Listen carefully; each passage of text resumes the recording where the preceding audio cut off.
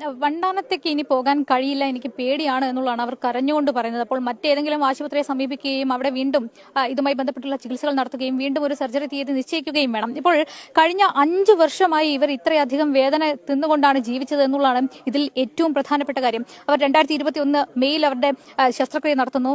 അത് ഗർഭാശയത്തിൽ മുഴ കണ്ടതിനെ തുടർന്നാണ് ആ ശസ്ത്രക്രിയ നടത്തുന്നത്. തുടർന്ന് അങ്ങോട്ട് വയറുവേദന ഇടയ്ക്കിടയ്ക്ക് ഉണ്ടാകുന്നു. വണ്ടാനം മെഡിക്കൽ കോളേജ് ആശുപത്രിയിൽ തന്നെ അതിനുവേണ്ടിയുള്ള ചികിത്സ തേടുന്നു. പക്ഷേ ഏതെങ്കിലും തരത്തിൽ മുത്തത്തിൽ കല്ലോ മറ്റെന്തെങ്കിലും ഒക്കെയാണ് എന്നുള്ളതാണ് ആ ഡോക്ടർമാർ ആ ഘട്ടത്തിൽ പറഞ്ഞിരുന്നത്. പിന്നീട് മറ്റ് ആശുപത്രികളിലും ഇവർ തൊട്ടടുത്തുള്ള ചെറിയ ക്ലിനിക്കുകളിലൊക്കെ തന്നെ ഈ വയറുവേദന ഉണ്ടാകുമ്പോൾ പോകുന്നു, അപ്പോൾ മരുന്ന് കഴിക്കുന്നു, അല്ലെങ്കിൽ ഇഞ്ചക്ഷൻ വെക്കുന്നു. ഇത്തരത്തിൽ മുന്നോട്ട് പോവുകയായിരുന്നു. പിന്നീട് അവർ സൂചിപ്പിച്ചതുപോലെ തന്നെ മൂത്രത്തിൽ രക്തം കണ്ടതിനെ തുടർന്നാണ് വീണ്ടും അവർ അത് കാര്യമായ ചികിത്സയ്ക്ക് വേണ്ടി തയ്യാറെടുക്കുന്നത്. ആ ഘട്ടത്തിലാണ് വണ്ടാനം മെഡിക്കൽ കോളേജിൽ നിന്ന് റിട്ടയർ ആയിട്ടുള്ള ഡോക്ടർ നാസറിനെ അവർ കാണിക്കുന്നത്. അദ്ദേഹമാണ് ഇത് പരിശോധന നടത്താൻ എക്സ്റേ എടുക്കാനടക്കം ആവശ്യപ്പെടുന്നത്. ആ എക്സ്റേയിലാണ് ഇപ്പോൾ കത്രിക കണ്ടെത്തിയിട്ടുള്ളത്. അപ്പോൾ 5 വർഷം മുൻപ് നടന്ന ഒരു സർജറിയിൽ അന്ന് മറന്നു വെച്ച കത്രികയാണ് ഇത്രയധികം വർഷങ്ങൾക്ക് ശേഷം കണ്ടെത്തുന്നത്. വീണ്ടും വണ്ടാനം മെഡിക്കൽ കോളേജ് ആശുപത്രിയിലേക്ക് തന്നെ അവർ ചെല്ലുകയും അവിടെ നിന്ന് അടുത്ത ദിവസം തിങ്കളാഴ്ച സർജറി ചെയ്യാം, ഇത് പുറത്തറിയിക്കേണ്ട എന്ന് പറഞ്ഞു എന്നുള്ളതാണ് ജനപ്രതിനിധികളും മറ്റു ബന്ധുക്കളും ഒക്കെ തന്നെ ഡോക്ടർമാർ അവരോട് പറഞ്ഞു എന്ന് പറയുന്നത്. ഏതായാലും അടുത്ത ദിവസം അവിടെ സർജറിക്ക് വേണ്ടിയുള്ള തീയതി നൽകുകയും ചെയ്തിട്ടുണ്ട്. പക്ഷെ അവർ അങ്ങോട്ട് പോകുന്നില്ല എന്നുള്ള തീരുമാനം പറയുന്നു. ഏതായാലും ഗുരുതരമായ ഒരു അനാസ്ഥ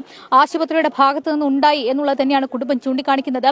അടുത്ത ദിവസം ആരോഗ്യമന്ത്രിക്കും ജില്ലാ പോലീസ് മേധാവിക്കും ഉൾപ്പെടെ പരാതി നൽകാൻ ഒരുങ്ങുകയാണ് കുടുംബം. അതോടൊപ്പം തന്നെ അവരുടെ ഈ ചികിത്സയുമായി ബന്ധപ്പെട്ടുള്ള ആശങ്കയും മുന്നിൽ നിൽക്കുന്നുണ്ട്. സ്വാഭാവികമായും ഇന്ന് വൈകിട്ടോടുകൂടിയാണ് ഈ സംഭവം ഇത്രയധികം വാർത്തയാകുന്നത്, അല്ലെങ്കിൽ ഇപ്പോൾ പുറത്തു വരുന്നത്. അതുകൊണ്ട് ഇനി തുടർ ചികിത്സ സംബന്ധിച്ചൊക്കെ ഒരു തീരുമാനം ഇക്കാര്യത്തിൽ ഉണ്ടാകേണ്ടതുണ്ട്. നേരത്തെ നമുക്കറിയാം, നേരത്തെ കോഴിക്കോട് നമ്മൾ ഹർഷീനയുടെ സ്ഥിതി കണ്ടതാണ്.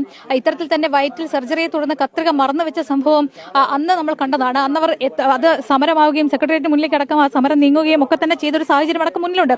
അത്തരം ഒരു സാഹചര്യം തന്നെ വീണ്ടും ആവർത്തിക്കപ്പെടുന്നു എന്നുള്ളതാണ് ഇതിൽ ഏറ്റവും പ്രധാനപ്പെട്ട കാര്യം. ഗുരുതരമായ അനാസ്ഥ ഉണ്ടായിരിക്കുന്നു. ഇവർക്ക് ഇത്രയധികം വലിയ വേദന ഇത്രയധികം വർഷങ്ങൾ കൊണ്ട് അനുഭവിക്കേണ്ടി വരുന്നു. ഒരു ഡോക്ടറുടെ ഭാഗത്തുനിന്നുണ്ടായ അനാസ്ഥയാണ്, അല്ലെങ്കിൽ ആരോഗ്യ രംഗത്തുനിന്നുണ്ടായ ഒരു